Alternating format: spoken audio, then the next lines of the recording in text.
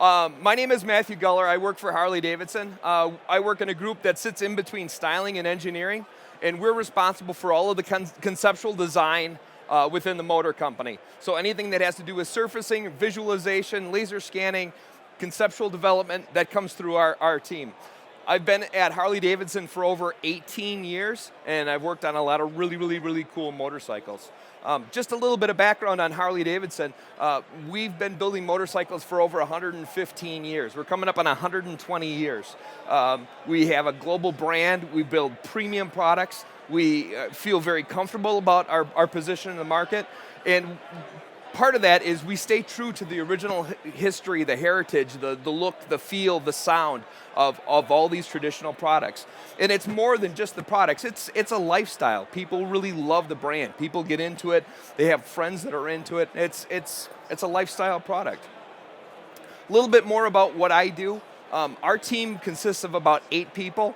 We're responsible for supporting styling. Our styling team is basically just doing sketches and conceptual clay models. We do reverse engineering from scan. We do Class A surfacing and alias and ISOM.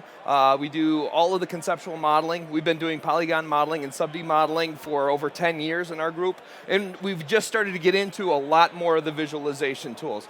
We are really the gatekeeper for the art to part process. Just to go through that process a little bit, just so people understand, typically we start with a sketch. Everything starts with a sketch. Our styling department will give us a kind of a profile sketch, and this is what we get to work with. From there, sometimes we'll go into clay. We'll have a clay model that kind of shows the form and shows the development. Our team will then scan, laser scan the model, and from that we will reverse engineer and create classic, typical high-end Class A surfacing. From that, we have in-house 3D printers where we can build models. We use a lot of existing technology to build models and to build mock-ups, and to make the mock-ups look like a product that you would see on a showroom floor. Part of that is to get our leadership team to buy into the design. Part of it is to get feedback from customers, and we do a lot of this work, part of this mock-up process. Part of that process that makes it really difficult is, especially from a traditional standpoint, is even though it's a well-established process, even though we're using tools and we're using things from the industry that people are familiar with, we end up going through a lot of iterations. On one particular project recently, I did over 130 iterations of a fuel tank before I stopped counting. So that iterative process can take a lot of time. It can take a lot of resources. Part of that too is, as we keep on doing these iterations, it becomes more challenging for the team to stay focused on what's really important on the design. So we've started leveraging some of the other tools out there to really make it interesting in the design process. We started using polygon modeling and subdivisional surface modeling to keep the designs moving forward, to keep them moving fresh, to be able to iterate much quicker, much quicker. Using the subdivisional tools, we're able to iterate maybe 15 parts in a day, where normally it would take 15 days to iterate a part. So it's been a real game changer for us. Some of the tools that we're using, we do use Autodesk alias products. We are looking at VRED.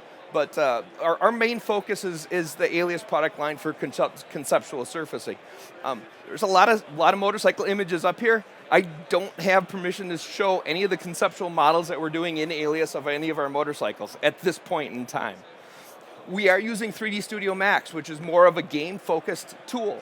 We're using it for the sub-D modeling. We're using it for the rendering technology, which really doesn't fit within a product development tool set.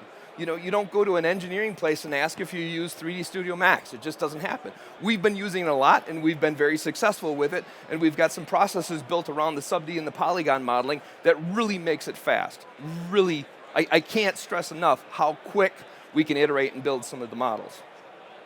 We also do use Autodesk Maya for some of these things, because it's another tool within our toolbox that we have different people in our team that have access to and have different skills within that.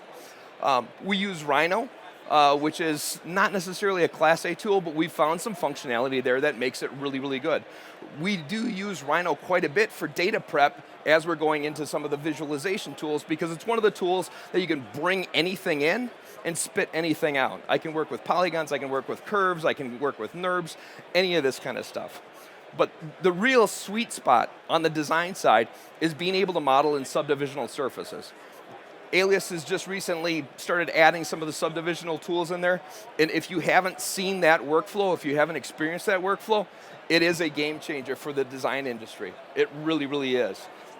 We kind of think about it as our secret sauce because we have workflows where we can go from the sub-D tools directly into our engineering tools and still keep a fully modifiable model.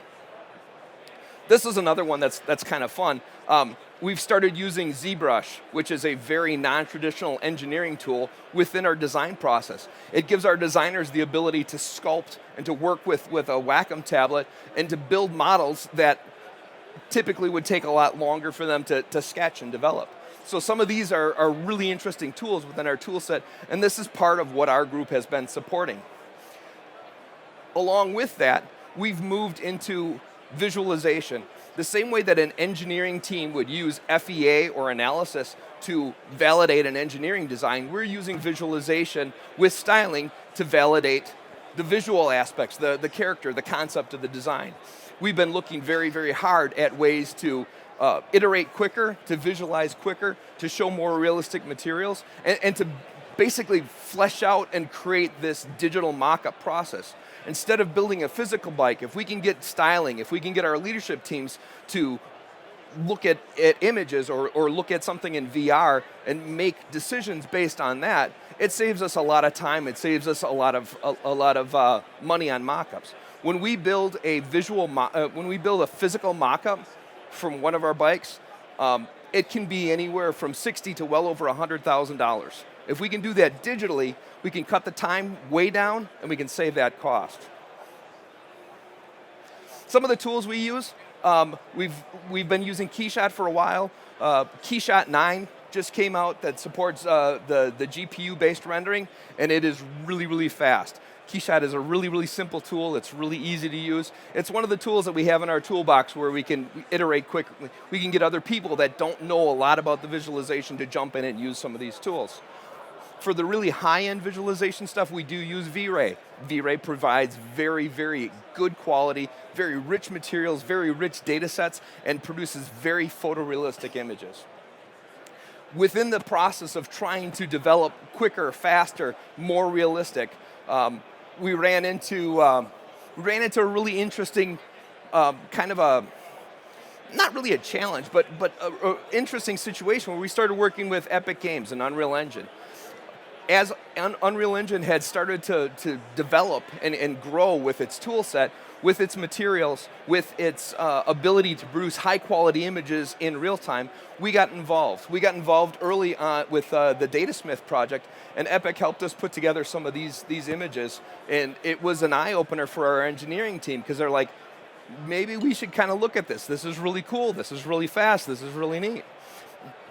In addition, we did a project a while back with the team from Algorithmic, where we started leveraging some of the algorithmic materials, some of the substance designer materials, to produce really rich finishes. All of these materials fit within our existing pipeline, all the way from 3D Studio Max and V-Ray, all the way up through Unreal Engine, all the way through the tools that we're using. And so being able to produce one bike and show a lot of different finishes that represent real-world finishes has been very, very, very cool for us. So one of the things that happened recently that was pretty interesting is I got tasked with putting together a demo, a public VR demo for a concept motorcycle that we were going to show at X Games. And I was still kind of green, still learning Unreal Engine, and it was thrown kind of in my lap as, hey, can you guys do this? And of course we said yes.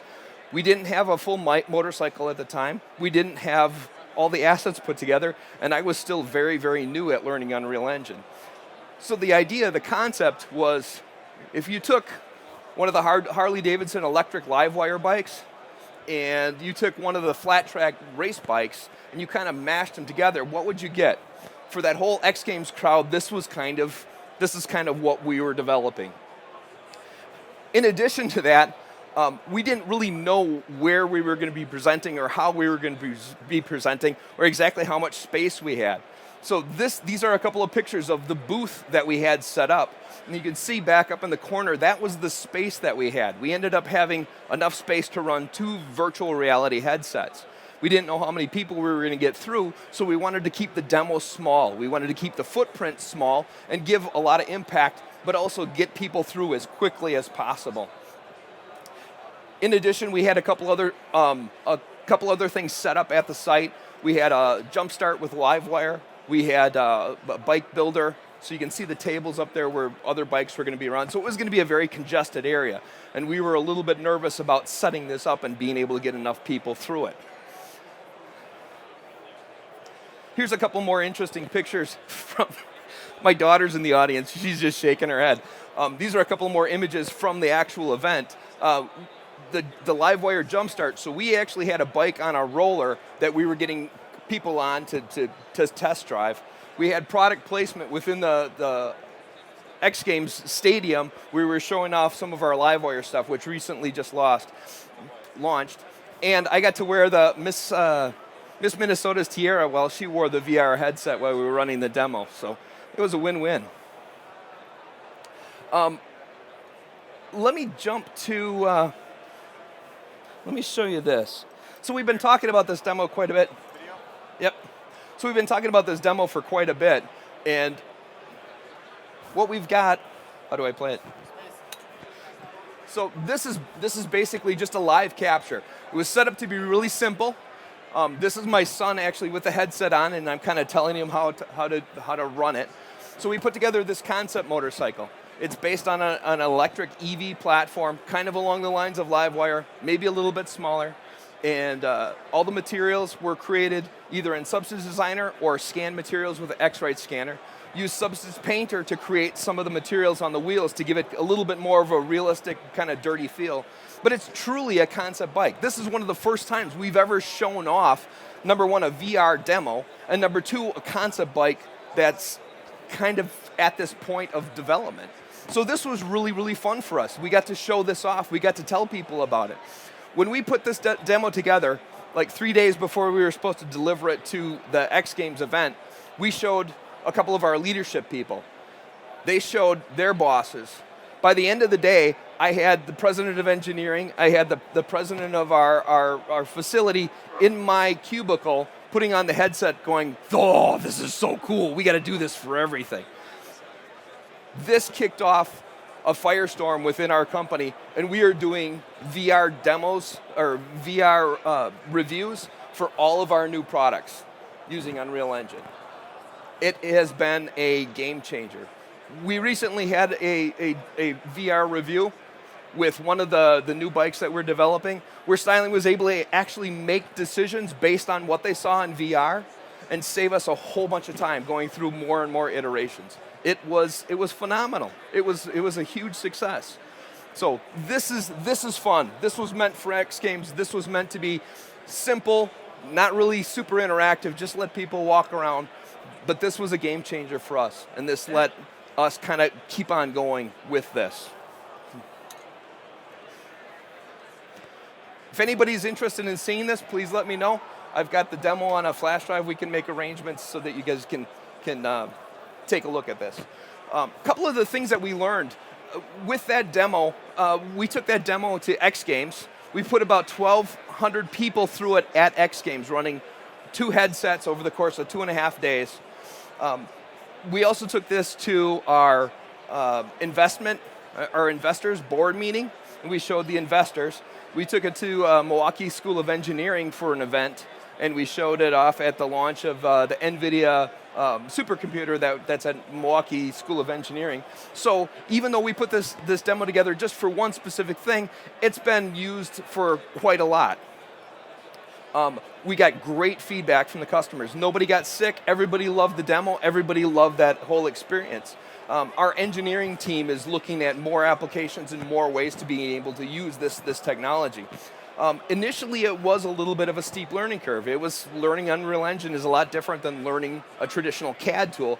But once we got past that, everything just seemed to work. And we found that our workflows fit really, really well with what Unreal was doing. In addition, we found that we had full support for material scanning, for FBX, for Substance Designer, for Datasmith, where we could move data. We could have one data set that we used across our whole pipeline, not just for VR, but also for visualization. We could use it in KeyShot, we could use it in V-Ray, and it really made it awesome because we had one data set that we could use in multiple different applications. So, going forward, we have a lot of new bikes in development. Some of the stuff that we've teased, some of the stuff that we've talked about, but we are using VR and we are using these tools for all of our future development. We've had a lot of success and a lot of support from our leadership to be able to do that, and so it makes me feel really good to be part of this whole experience and be able to showcase some of the things that we've worked on. Well, thank you very much.